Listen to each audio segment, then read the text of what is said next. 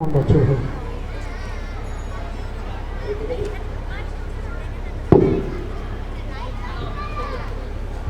বিসমিল্লাহির রহমানির রহিম। উপস্থিত আজকের এই বিজয় শিশু কানন 2024-এর আয়োজক, আজকের সভাপতি, শ্রদ্ধেয় সভাপতি, উপস্থিত অতিথিবৃন্দ, প্রগ্রেসিভ সোশ্যাল ওয়েলফেয়ার অ্যাসোসিয়েশনের কর্মকর্তাবৃন্দ, উপস্থিত অভিভাবকবৃন্দ এলাকার এবং যারা প্রতিযোগী ছিলেন, সবাইকে আমার পক্ষ থেকে শুভেচ্ছা জানাচ্ছি। প্রিয় এলাকাবাসী, আপনারা জানেন আমরা একটি নতুন সময়ের দ্বার প্রান্তে, যে নতুন যুগ বা নতুন সময় শুরু হবে, সেই সময়ে আমরা উপনীত হয়েছি। ভালো কিছু হবে এই প্রত্যাশা আমরা করি অবশ্যই।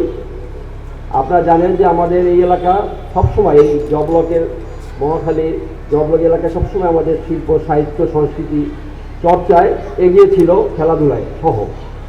এখন দীর্ঘদিন যাবৎ আমাদের এই চর্চাটা একটু কমে গিয়েছে। আমাদের বড় একটি মাঠ রয়েছে, TNT মাঠ, সেখানেও আপনারা জানেন খেলাধুলার পরিবেশ নাই। সেই পরিবেশ ফিরিয়ে আনতে হবে, শিল্প, সাহিত্য, সংস্কৃতি চর্চা বাড়াতে হবে। আগে আমরা দেখতাম 90-এর যুগে বা তারা আগে সবসময় এরকম উদ্যোগী কিশোর থাকতো, যুবক থাকতো, যারা প্রতি বছর এরকম অনুষ্ঠান করার জন্য আগে থাকতেই মুখিয়ে থাকতো। কিন্তু এখন বর্তমানে এই ধরনের যে উদ্যোগী যুবক, উদ্যোগী সংগঠক আমরা পাই না।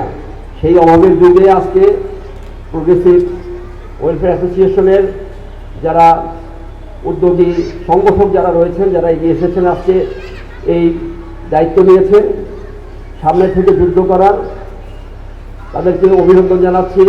আজকে যে এটা বটতলায় শুরু হয়েছে যে অনুষ্ঠান, আমরা আশা করব আগামীতে এই অনুষ্ঠানটা বটতলা থেকে পিছনে বড় গাছ তলা পর্যন্ত এই অনুষ্ঠানটার ব্যাপ্তি ছড়িয়ে পড়বে।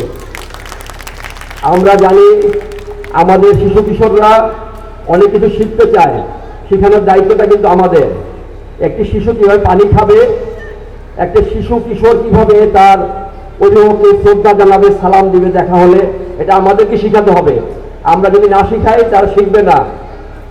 শিশু কিশোররা খেলাধুলা করবে, কিন্তু খেলাধুলা শেষ করে কখন বাসায় ফিরবে।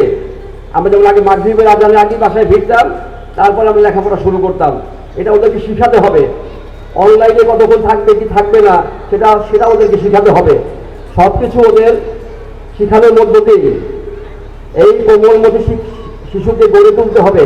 ওরা কিন্তু মাটির একটা চাকের মতো, এটাকে আপনি যেভাবে গড়ে তুলবেন সেভাবে কিন্তু ওরা গড়ে উঠবে। আমরা ভালো কিছু শিখালে আর ভালো কিছু শিখবে। তাই আমি আশা করি আগামী দিনে এই ওয়েলফেয়ার, যে ওয়েলফেয়ারের দায়িত্ব নিয়েছে, সেই তার সাথে আমরা এখানে যারা রয়েছি সবাই থাকবো। পাশাপাশি ব্যাপ্তিটা আরও বাড়বে। আগামীতে রচনা প্রতিযোগিতা, গল্প লেখা প্রতিযোগিতা, তারপরে উপস্থিত বক্তৃতা, এই আইটেমগুলো যুক্ত হবে এর সাথে। এটি একটি ভালো উদ্যোগ। এই উদ্যোগের সাথে আমরা সবসময় থাকবো। সবাইকে আবার ধন্যবাদ জানাচ্ছি। সবাইকে আগামীতে অংশগ্রহণ করার জন্য আহ্বান জানিয়ে খোদা হাফেজ। বাংলাদেশ জিন্দাবাদ। সবাইকে ধন্যবাদ।